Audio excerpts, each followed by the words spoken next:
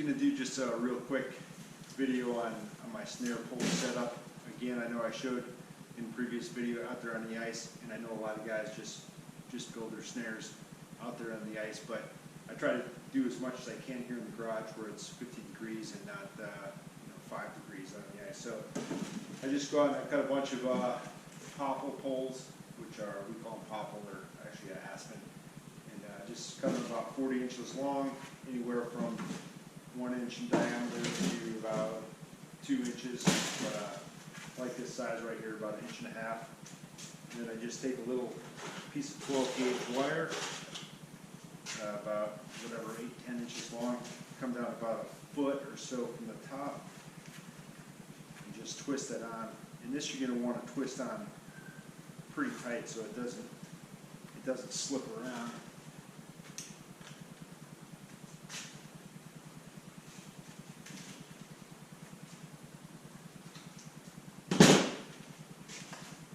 I got that on there, 2 little ends sticking out, which I'm going to use to actually hook my snares onto later.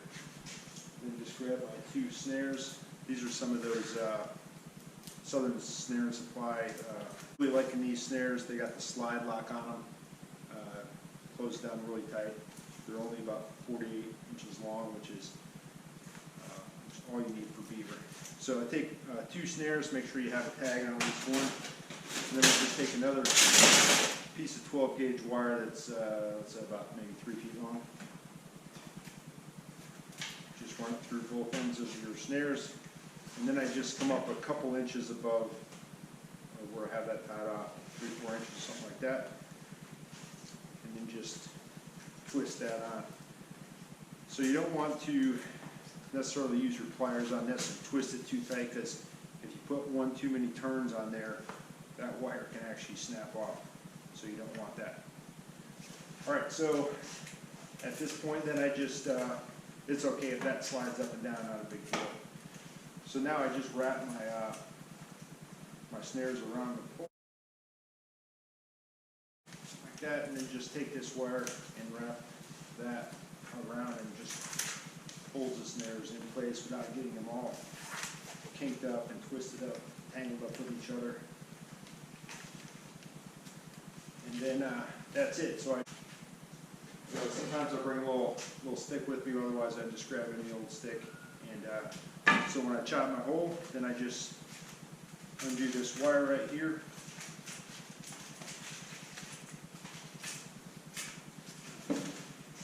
And depending on how thick the ice is and how much snow I got, is how high I'm going to put my cross piece on here.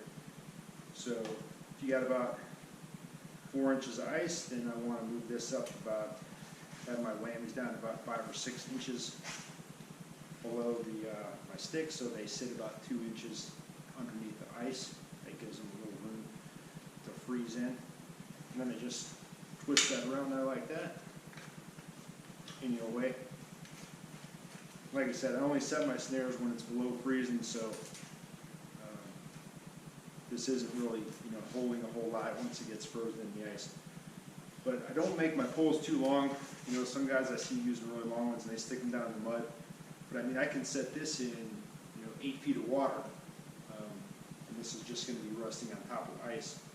So another thing I do is I'll take my hatchet or an ice chisel and I just scrape out some of the bark. So then when I'm actually making my loops, I make mine pretty big, and I know a lot of guys use small loops, 8 or 10 inches.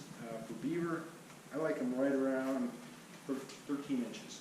12 to 14 inches, I think, is in my opinion, what works for me. And then I just hook this little tubing on the wire right there. So I've got a big, 13-inch loop.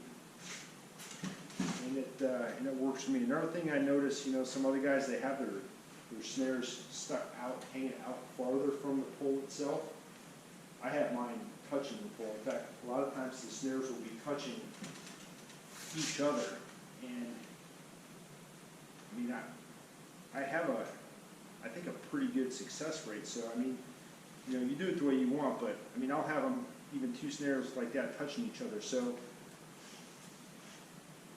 think that some of those guys with the smaller loops that are hanging out away from the stick, I just think they might be missing more beaver, in my opinion. So that's my setup right there. Like I said, if it's really deep water, this works fine.